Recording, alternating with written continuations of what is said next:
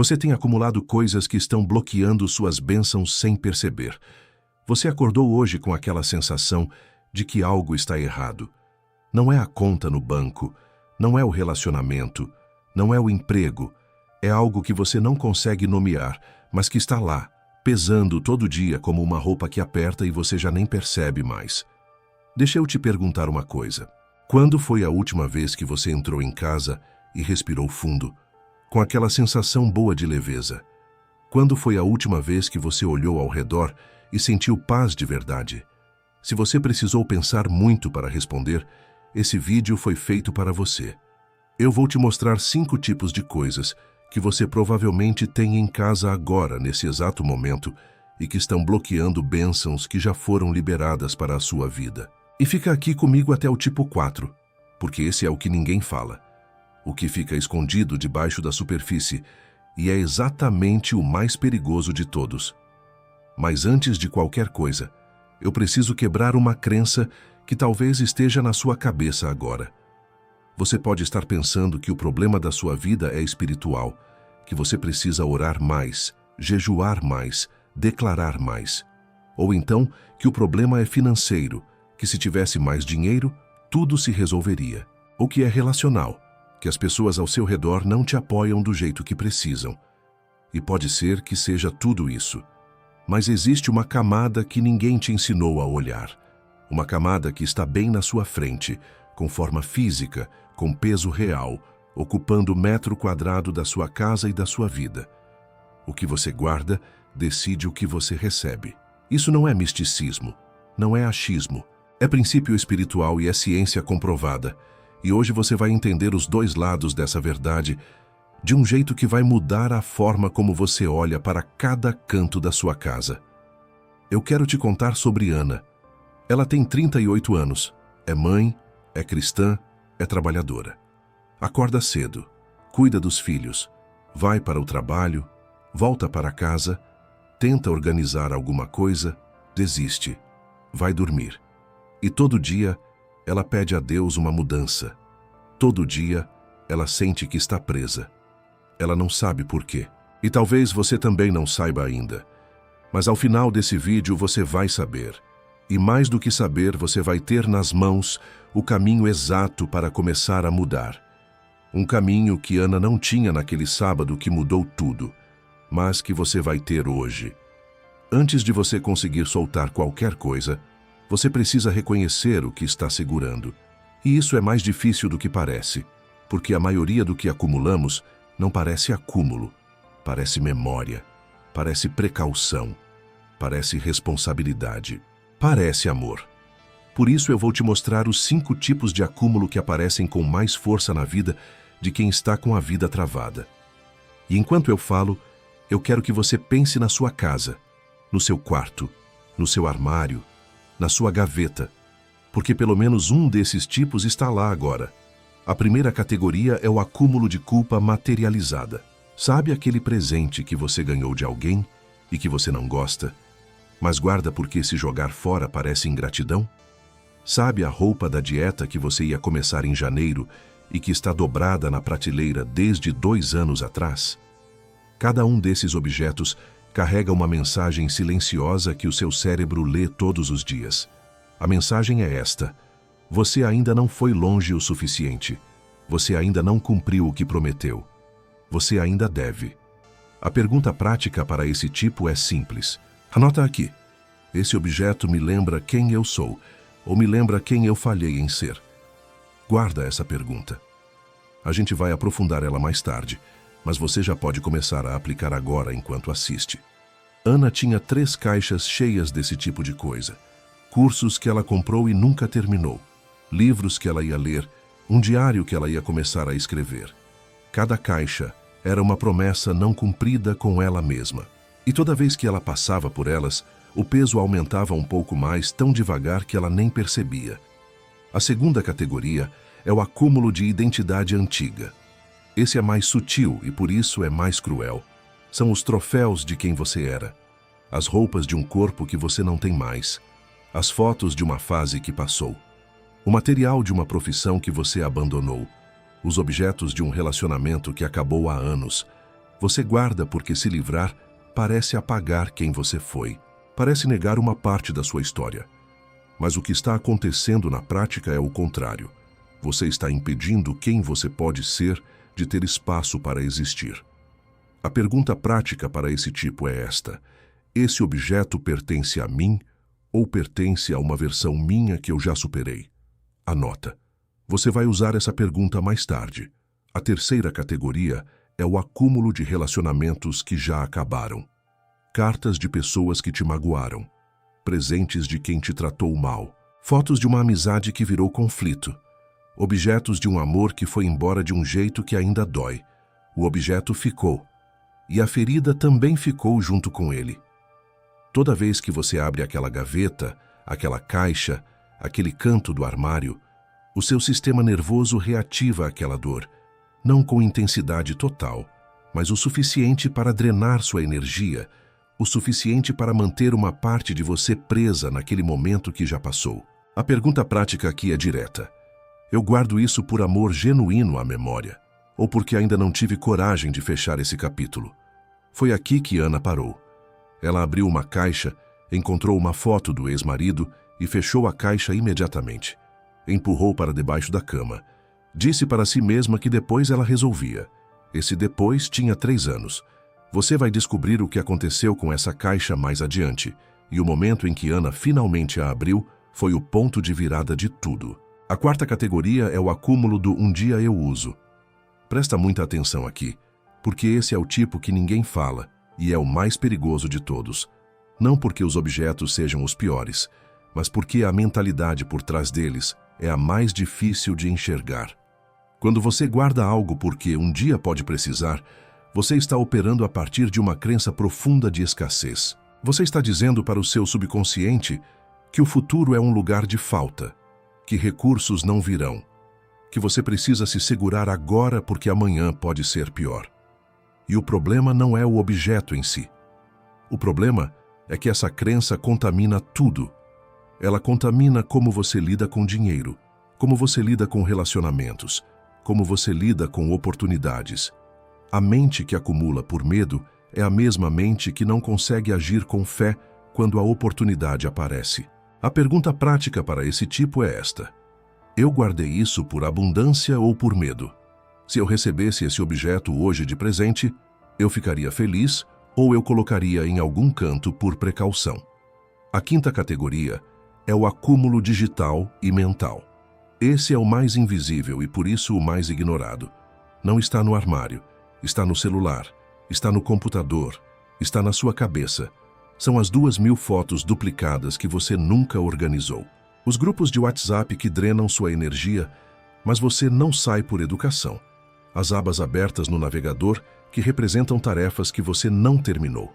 Os e-mails não lidos que acumulam como uma pilha de papéis numa mesa invisível. A sua mente não descansa porque o seu ambiente digital também não descansa. E o cansaço que você sente no final do dia não é só físico, é cognitivo. É o peso de tudo que está aberto, pendente, incompleto, esperando a sua atenção. A pergunta prática aqui é simples. Se eu abrisse meu celular agora e olhasse honestamente, o que eu veria que está drenando minha paz sem eu perceber? Você acabou de conhecer os 5 tipos de acúmulo que estão agindo na sua vida agora. Mas existe algo que conecta todos eles. Algo que vai muito além da organização física, algo que a Bíblia já sabia há milênios e que a ciência só recentemente começou a confirmar em laboratório.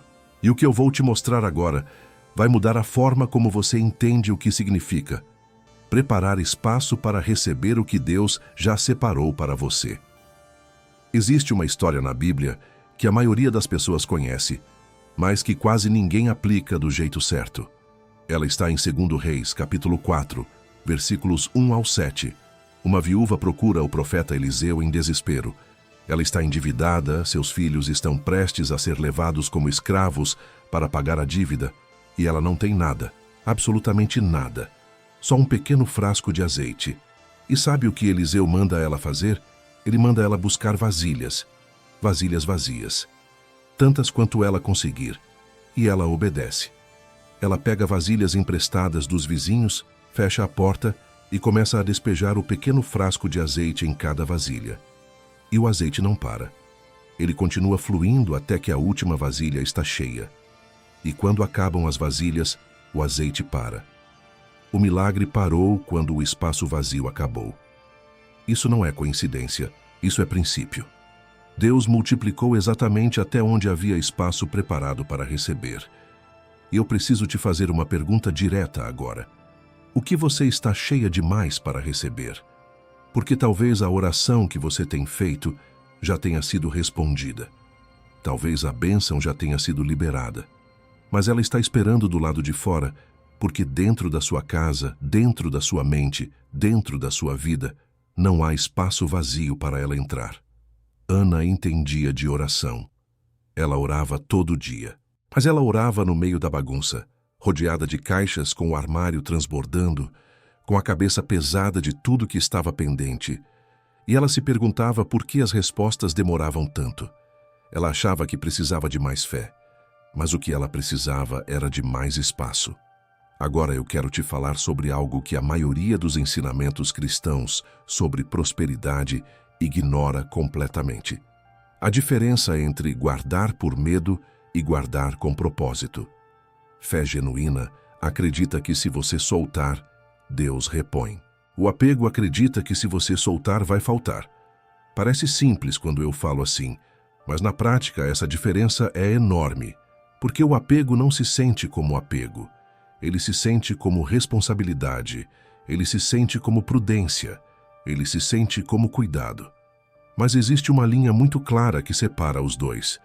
Quando você guarda algo com propósito, você sabe exatamente para que serve, quando vai usar, e há uma paz nisso. Quando você guarda por medo, tem uma ansiedade difusa em volta daquele objeto. Uma voz baixa que diz que se você soltar, vai arrepender. Essa voz não é prudência. Essa voz é escassez disfarçada. E eu quero te mostrar algo que pouquíssimas pessoas ensinam sobre a casa na perspectiva bíblica. Na cultura bíblica, o lugar onde você habita é sagrado. O tabernáculo no deserto era desmontado e remontado com precisão milimétrica. O templo de Salomão foi construído seguindo cada detalhe que Deus especificou. Os sacerdotes preparavam o ambiente antes de qualquer coisa. A ordem vinha antes da presença. O espaço preparado vinha antes da glória. Isso não era protocolo religioso, era princípio espiritual. O ambiente importa para Deus. O lugar onde você vive, onde você dorme, onde você ora, onde você recebe sua família, esse lugar tem peso espiritual. E quando ele está sobrecarregado, quando cada canto guarda uma história pesada, quando cada gaveta carrega um pedaço de passado que você não processou, a atmosfera da sua casa muda. Você não precisa ser supersticiosa para entender isso. Você só precisa ser honesta. Existe diferença entre entrar num ambiente organizado e num ambiente caótico.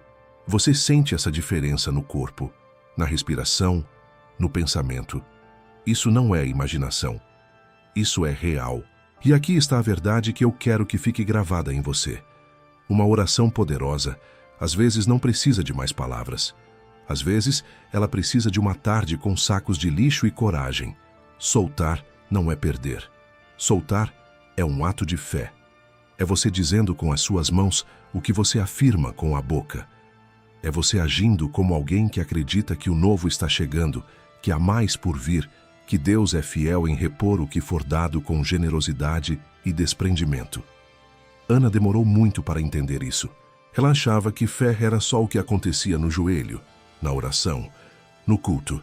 Ela não sabia que fé também acontece quando você abre uma caixa, olha para uma foto de um passado que doeu e decide que esse passado não vai mais ocupar espaço no seu presente. E sabe o que é mais impressionante? A ciência chegou na mesma conclusão que a Bíblia. Por um caminho completamente diferente, com laboratórios, pesquisas e dados, ela descobriu exatamente o que o princípio espiritual já dizia, mas não da forma que você imagina. Porque o que essa ciência revela não é sobre bagunça, é sobre o que o caos ao redor faz com o seu cérebro sem você perceber. E isso vai te incomodar do jeito certo. Você já se perguntou por que você ora, acredita, declara e mesmo assim sente que algo está travado? Por que você tenta se organizar, começa com disposição e em poucos dias está de volta ao mesmo ponto? Por que você se sente cansada mesmo sem ter feito nada de extraordinário? A resposta estava num laboratório de neurociência, e ela muda tudo. Pesquisadores da Universidade de Princeton fizeram um estudo que mudou a forma como a ciência entende a relação entre ambiente e cérebro. Eles colocaram pessoas para trabalhar em ambientes organizados e em ambientes desorganizados e mediram a atividade cerebral de cada grupo. O resultado foi inequívoco. O ambiente desorganizado competia diretamente pela atenção do cérebro, ativando respostas de estresse mesmo quando a pessoa não estava conscientemente pensando na bagunça. Traduzindo para a sua vida real, o seu cérebro não consegue ignorar o caos ao redor. Mesmo quando você está tentando focar, orar, descansar, uma parte do seu sistema nervoso está processando cada objeto fora do lugar, cada pilha de coisas sem destino, cada canto sobrecarregado. Isso eleva o cortisol, que é o hormônio do estresse. Reduz a capacidade de foco, compromete a tomada de decisão e drena a energia de uma fonte que você nem sabia que estava sendo usada. Você não está fraca, você não está sem fé, você está neurologicamente sobrecarregada. Ana não sabia disso. Ela achava que o problema era a falta de disciplina, que se ela tivesse mais força de vontade, conseguiria se concentrar melhor, orar com mais profundidade, tomar decisões melhores. Ela se culpava por não conseguir.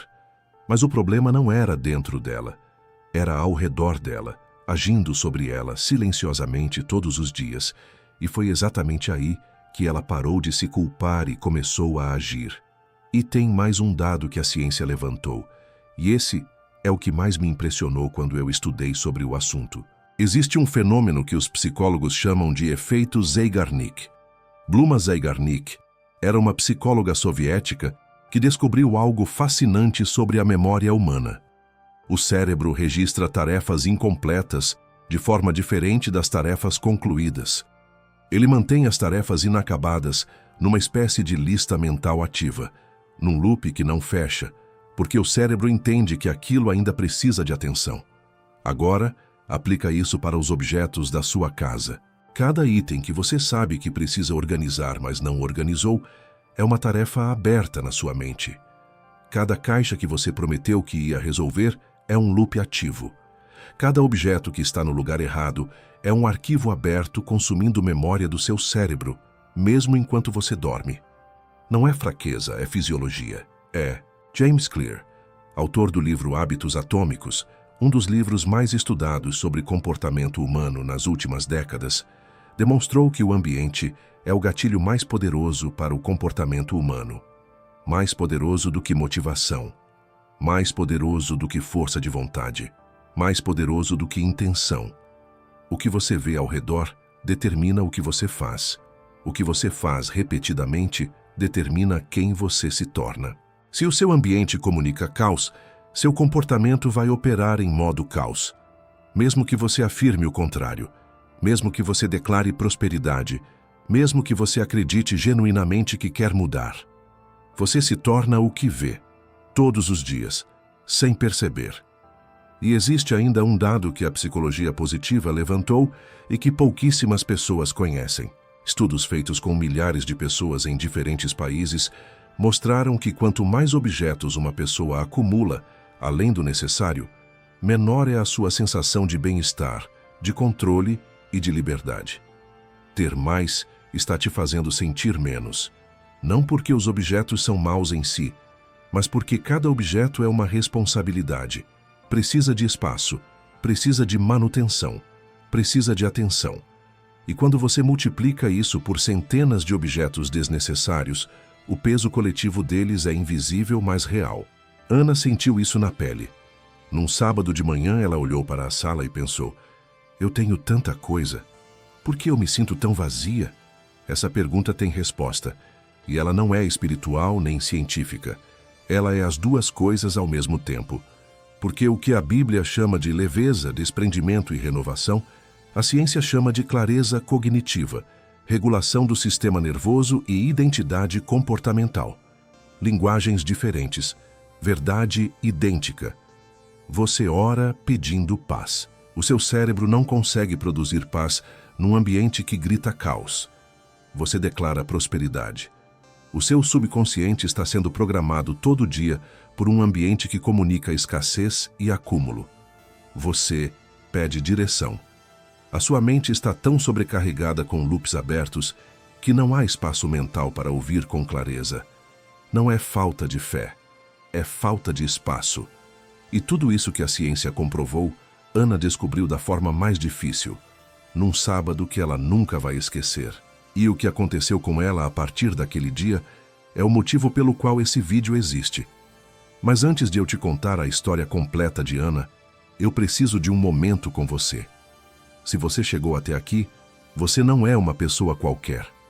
Você é alguém que está disposta a olhar fundo, a ouvir verdades que incomodam, a considerar que talvez a mudança que você pede comece por onde você menos esperava. Esse tipo de pessoa é rara. E é exatamente para esse tipo de pessoa que eu crio conteúdo toda semana aqui nesse canal. Se você quer continuar recebendo conteúdo como esse, conteúdo que une fé, ciência e prática de um jeito que realmente transforma, se inscreve agora. Não pelo número, pela sua jornada. Para que você não perca o que vem pela frente, clica no sino para ser avisada. E me conta nos comentários qual dos 5 tipos de acúmulo você mais se identificou. Eu leio cada comentário. Agora eu vou te contar o que aconteceu com Ana naquele sábado. E por que esse dia foi o divisor de águas da vida dela. Era um sábado de manhã comum.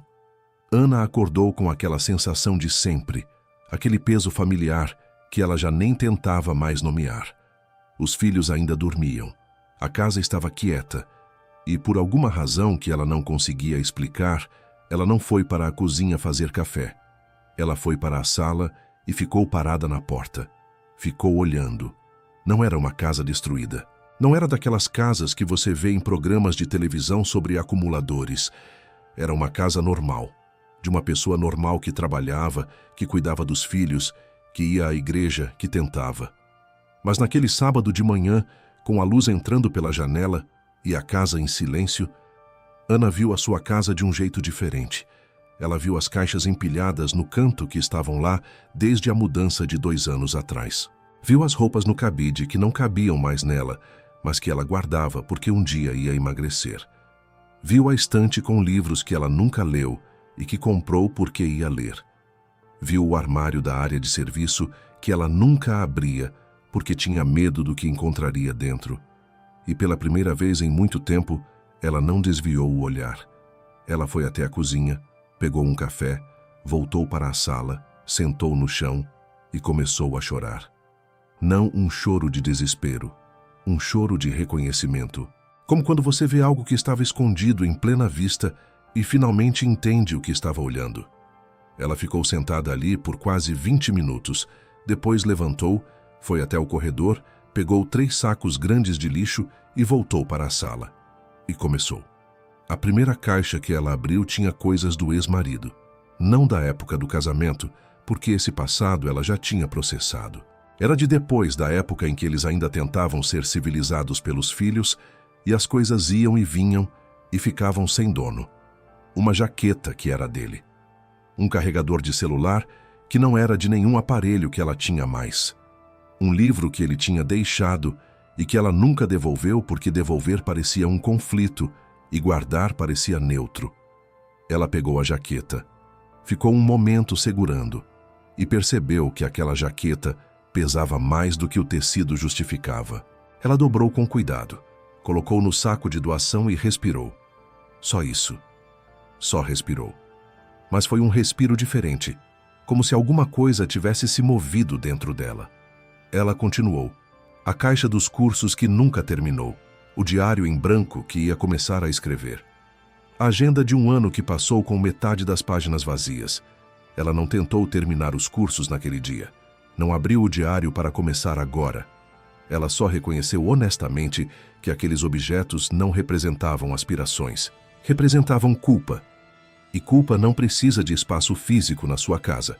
Cada coisa que ela colocava no saco, Ela dizia em voz baixa uma frase que surgiu espontaneamente e que ela nem planejou dizer. Ela dizia: "Obrigada, obrigada pelo que você representou, mas eu estou seguindo em frente." Ela foi para o armário do quarto, as roupas da dieta. Ela conhecia cada uma. A calça que ela tinha comprado 2 números menor como motivação.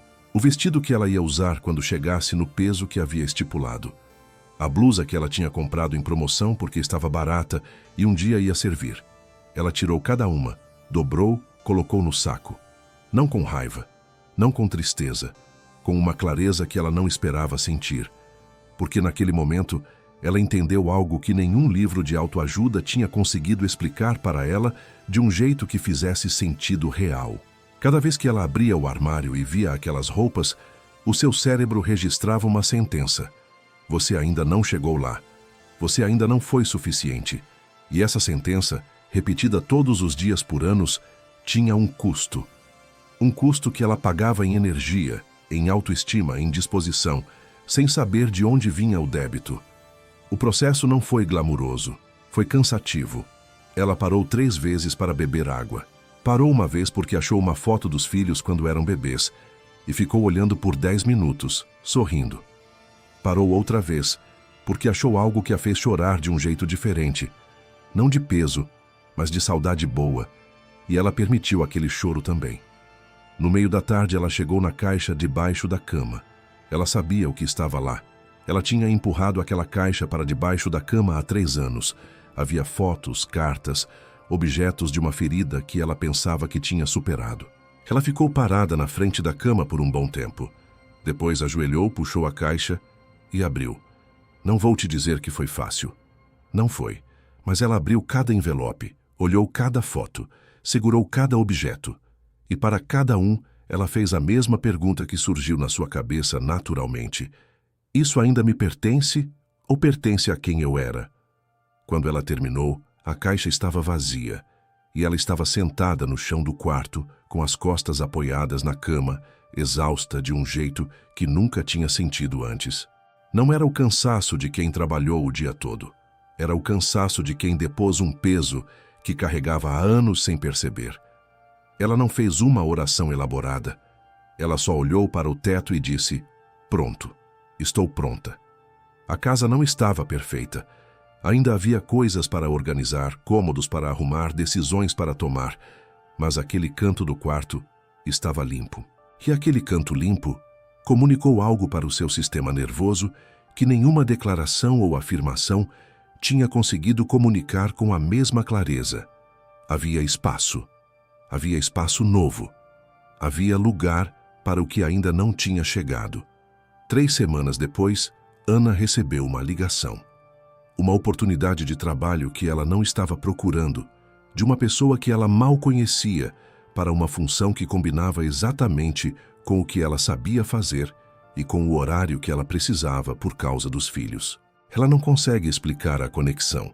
Talvez você também não consiga explicar com lógica, mas ela sabe, com a certeza de quem viveu, que o espaço estava preparado para receber. E sabe o que é mais importante nessa história toda? Ana não fez nada extraordinário naquele sábado. Ela não teve um encontro sobrenatural. Não ouviu uma voz do céu. Não teve uma visão. Ela pegou sacos de lixo, abriu caixas e tomou decisões que há anos ela estava adiando. A fé dela naquele dia não teve a forma de uma oração. Teve a forma de uma ação. E agora eu preciso te perguntar algo diretamente. O que você está adiando? Qual é a caixa debaixo da sua cama? Qual é a gaveta que você não abre? Qual é o objeto que você sabe que deveria soltar, mas que toda vez que você pensa nisso, você fecha o armário e diz que resolve depois? Ana não tinha um método naquele sábado. Ela agiu pelo instinto da dor acumulada. Mas você não precisa chegar ao limite que ela chegou para começar. Porque eu vou te dar agora o que ela não tinha. Um caminho concreto, simples e que funciona desde o primeiro dia. Um método que começa onde você está, com o tempo que você tem, sem exigir um sábado inteiro nem uma energia que você não tem agora. Eu sei o que acontece quando a gente termina de ouvir algo que mexe fundo. A emoção é real. A vontade de mudar é genuína. E aí você fecha o vídeo. A vida continua. E 3 dias depois está tudo igual. Não porque você é fraca. Não porque você não quer mudar, mas porque ninguém te deu um caminho concreto para começar. Hoje vai ser diferente. O que eu vou te entregar agora não é uma lista de tarefas impossíveis. Não é um método de organização que exige um final de semana livre, energia sobrando e uma casa que já está pela metade organizada. É um método que começa onde você está, com o tempo que você tem, e que produz resultado real desde o primeiro dia. Ele tem 3 partes, e as 3 trabalham juntas. A primeira parte se chama As 3 Perguntas Sagradas. Antes de qualquer processo de organização, antes de abrir qualquer gaveta ou caixa, você precisa de um critério claro para tomar decisões. Porque o problema de quem acumula não é falta de vontade de organizar. É falta de critério na hora de decidir o que fica e o que vai embora. E sem critério, você abre a gaveta, olha para tudo, sente aquele peso familiar de não saber por onde começar e fecha de novo. As 3 perguntas sagradas resolvem isso. Para cada objeto que você pegar, você vai fazer 3 perguntas na ordem exata que eu vou te dar. A primeira pergunta é esta: esse objeto pertence a mim ou pertence a quem eu era? Não à memória, não à saudade, a você. A quem você é hoje, com os valores que você tem hoje, com a vida que você está construindo hoje. Se a resposta honesta for que ele pertence a uma versão sua que já ficou para trás, ele não precisa do seu espaço. A segunda pergunta é esta: eu guardo isso por amor ou por medo? Por amor genuíno à utilidade, à memória que fortalece, ao propósito real que ele cumpre na sua vida. Ou por medo de que se você soltar vai precisar um dia, vai se arrepender, vai faltar. Quando a resposta for medo, você não está preservando algo precioso. Você está alimentando uma crença de escassez com espaço físico na sua casa. A terceira pergunta é esta: se eu recebesse esse objeto hoje de presente, eu ficaria genuinamente feliz? Não educadamente grata, não constrangida em recusar, genuinamente feliz. Se a resposta for não, então ele nunca deveria ter ficado tanto tempo ocupando espaço na sua vida. Se 2 ou 3 respostas forem negativas, o objeto vai embora, sem culpa, sem drama, com gratidão pelo que representou e com clareza sobre o que você está construindo. Ana aplicou essas 3 perguntas em cada objeto daquele sábado. Ela conta que no começo demorava uns 2 minutos por objeto, porque ainda estava aprendendo a ser honesta consigo mesma. No final do dia, ela respondia em segundos, porque honestidade, quando você começa a praticar, fica cada vez mais fácil. A segunda parte do método se chama o ritual da primeira hora. Esse é o ponto onde a maioria das pessoas erra. Elas tentam organizar tudo de uma vez.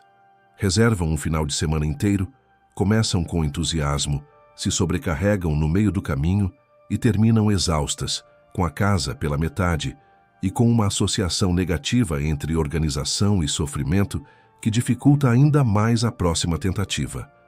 O ritual da primeira hora funciona de um jeito completamente diferente. Você vai escolher um único cômodo para começar. Não o mais difícil, não o que está mais bagunçado. O que você usa todos os dias e que tem impacto direto na forma como você começa e termina cada dia.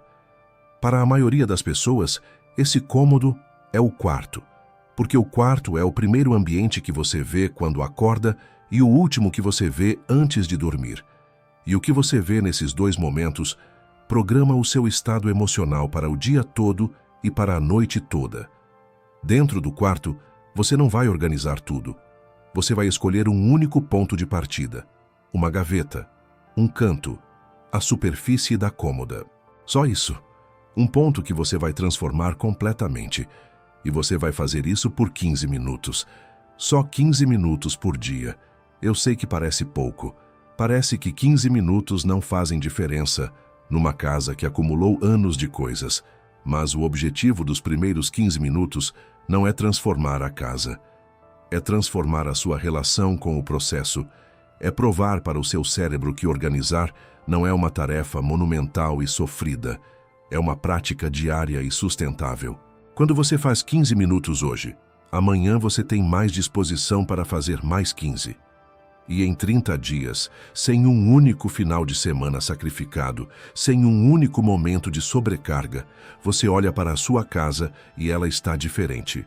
E mais importante do que a casa, você está diferente. Existe uma regra dentro desse ritual que é inegociável. Você não começa o próximo ponto de organização antes de terminar completamente o anterior. Porque projetos pela metade são exatamente o problema que estamos resolvendo. Cada ponto que você conclui completamente é um loop que fecha no seu cérebro. É energia que se liberta. É prova concreta de que você é capaz de terminar o que começa. A terceira parte do método é o que fazer com o que você soltar. Isso importa mais do que parece, porque a forma como você se desfaz de um objeto determina se o processo vai gerar leveza ou culpa. E culpa é o inimigo do progresso. Existe uma diferença fundamental entre doação consciente e descarte culpado. Descarte culpado é quando você joga fora às pressas, sem pensar, só para terminar logo e não sentir mais. E aí vem o arrependimento depois. E o arrependimento alimenta a resistência na próxima vez que você tenta organizar. Doação consciente é diferente. É quando você separa com intenção, com gratidão pelo que aquele objeto representou e com clareza sobre para onde ele vai. Uma roupa que não te serve mais pode servir exatamente para alguém que precisa. Um objeto que te prendia ao passado pode ser descartado com a consciência de que você está fazendo espaço para o futuro. Crie 3 destinos para o que você separar. O primeiro destino é a doação, para tudo que está em bom estado e que pode ser útil para outra pessoa. O segundo é o descarte, para o que está danificado, incompleto ou que não serve mais para ninguém. O terceiro é a reavaliação, para os objetos sobre os quais você ainda tem dúvida genuína, não medo disfarçado de dúvida, mas dúvida real. Esses ficam numa caixa separada por 30 dias. Se em 30 dias você não foi buscar nenhum deles, você não precisa deles. E tem algo que eu preciso te dizer sobre esse processo todo, algo que vai além da organização física, algo que Ana entendeu naquele sábado e que eu quero que fique claro para você também. Cada objeto que você solta com intenção é uma declaração. É você dizendo com as suas mãos, com as suas escolhas, com a sua ação concreta, que você acredita no que está por vir, que você acredita que haverá mais, que você confia que o novo chegará para preencher o espaço que você está preparando. Isso é fé com forma, fé que você pode ver, tocar, medir em sacos de doação e gavetas organizadas. Você não chegou até aqui por acidente. Pensa comigo, você poderia ter fechado esse vídeo no começo. Poderia ter pausado no meio e nunca voltado. Poderia ter assistido pela metade e dito que já entendeu o suficiente. Mas você ficou. Você ouviu tudo. E isso diz algo muito específico sobre quem você é. Você é alguém que ainda acredita, que mesmo cansada, mesmo sobrecarregada, mesmo com aquela voz que às vezes sussurra que as coisas nunca vão mudar de verdade, você ainda está aqui, ouvindo, considerando, se abrindo para a possibilidade de que existe um caminho que você ainda não tentou. Isso não é pouca coisa. Isso é tudo. Mas eu preciso ser honesta com você agora, do jeito que uma amiga que te quer bem seria honesta. Emoção sem ação passa. A clareza que você está sentindo agora, esse movimento interno que o vídeo gerou, essa disposição de começar, ela tem uma janela. E essa janela não é larga. Cada dia que passa com esse acúmulo no lugar é um dia a mais que a bênção fica esperando do lado de fora. Não porque Deus está te punindo, não porque você não merece, mas porque o espaço ainda não foi preparado. E o espaço não se prepara sozinho. Você ora pedindo renovação. A palavra diz em Romanos, capítulo 12, versículo 2, que a transformação vem pela renovação da mente, mas a mente é moldada pelo ambiente. E o ambiente começa pela sua casa, pela sua gaveta, pela sua caixa debaixo da cama, pelo objeto que você sabe que precisa soltar, mas que toda vez você empurra para mais tarde. Mais tarde chegou. Hoje é o sábado de Ana, só que é o seu. Você não precisa de um dia inteiro. Não precisa de energia que não tem. Não precisa esperar a semana que vem, o mês que vem, o momento certo que nunca chega. Você precisa de 15 minutos, de um ponto de partida, de uma gaveta, um canto, uma superfície, e de 3 perguntas que agora você já sabe fazer. Esse objeto pertence a mim ou a quem eu era? Eu guardo isso por amor ou por medo? Se eu recebesse isso hoje, eu ficaria genuinamente feliz? Começa com isso, só com isso. E vê o que acontece com a sua respiração quando aquele espaço fica vazio. Vê o que acontece com a sua clareza, com a sua paz, com a sua disposição de orar, de planejar, de acreditar. O espaço que você vai criar não é só físico, nunca foi. É espiritual, é mental, é emocional. Você está preparando o ambiente para uma versão da sua vida que ainda está chegando. E essa versão precisa de lugar para pousar. Ana não sabia exatamente o que estava preparando naquele sábado. Ela só sabia que precisava começar. E o que chegou depois daquele começo mudou a direção da vida dela de um jeito que ela não poderia ter planejado, mas que fez todo sentido quando olhou para trás. Você não vai conseguir ver agora o que está por vir. A fé não funciona assim. Mas você pode preparar o espaço. Você pode agir como alguém que acredita que o novo está chegando. Você pode honrar com as suas mãos o que declara com a sua boca. Deus honra quem age, sempre honrou. A viúva que foi buscar vasilhas vazias não sabia quantas vezes o azeite ia multiplicar. Ela só foi buscar as vasilhas, e o milagre preencheu exatamente o espaço que ela preparou. Qual é a sua vasilha vazia? Vai nos comentários agora, antes de fechar esse vídeo, e escreve: eu vou começar, só isso. 2 dias depois volta aqui e me conta o que você fez. Qual foi o ponto de partida? O que você sentiu? O que mudou? Eu leio cada comentário, cada um. E essa troca não é protocolo de canal, é parte do processo. Porque quando você declara publicamente que vai começar, o seu cérebro registra um compromisso diferente do que quando você só pensa nisso.